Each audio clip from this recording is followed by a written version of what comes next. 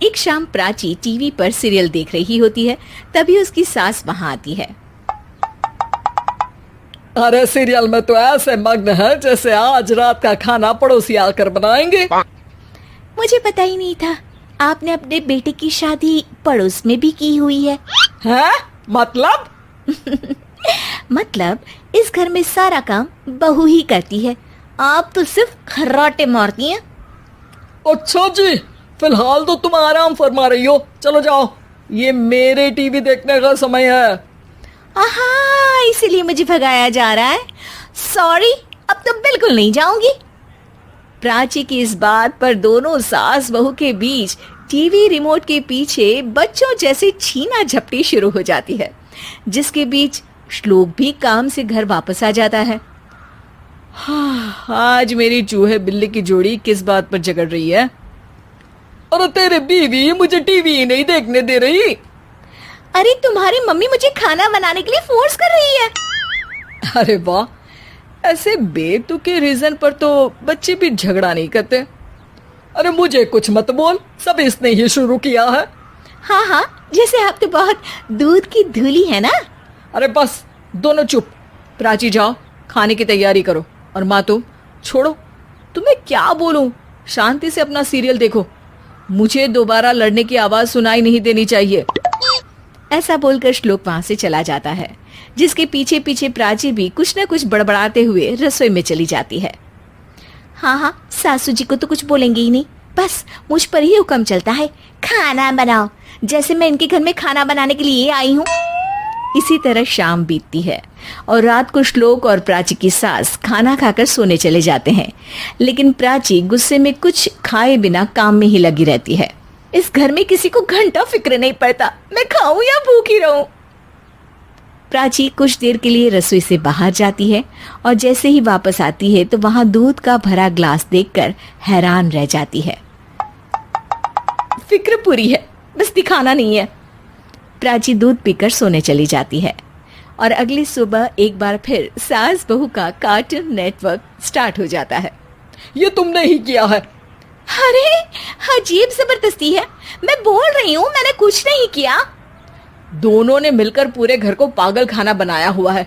यहाँ कोई नॉर्मल इंसान तो रह ही नहीं सकता, इसीलिए अब पड़ोसी क्या रिश्तेदार भी घर आने से कतराते हैं।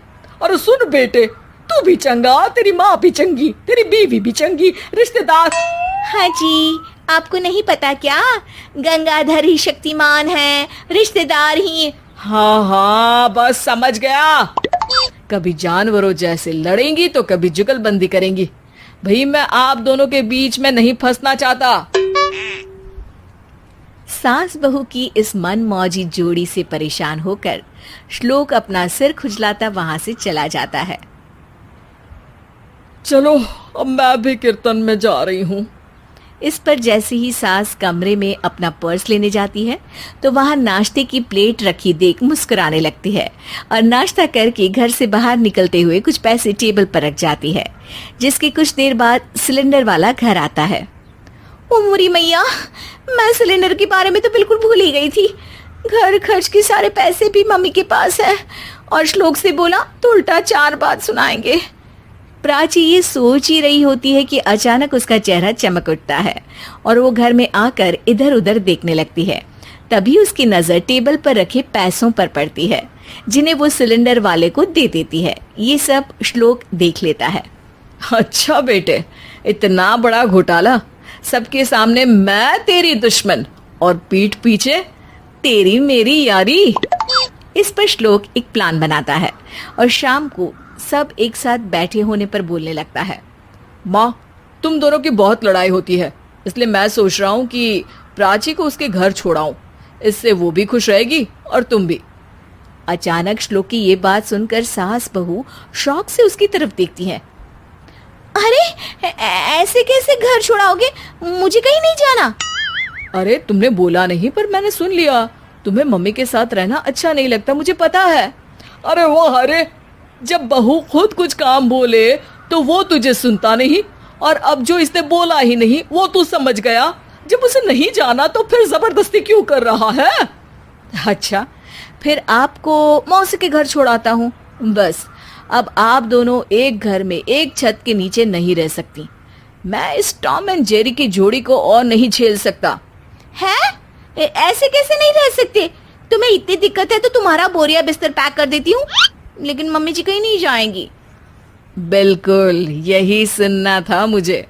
अगर दोनों में इतना ही प्यार है फिर हर वक्त ये लड़ाई का नाटक क्यों करती हो? देखा मैंने कैसे माँ किचन में दूध रखती है और तुम उनके लिए कमरे में नाश्ता रखती हो, और कैसे वो पहले ही तुम्हारी दिक्कत समझकर घर में पैसे रखकर बाहर जाती है।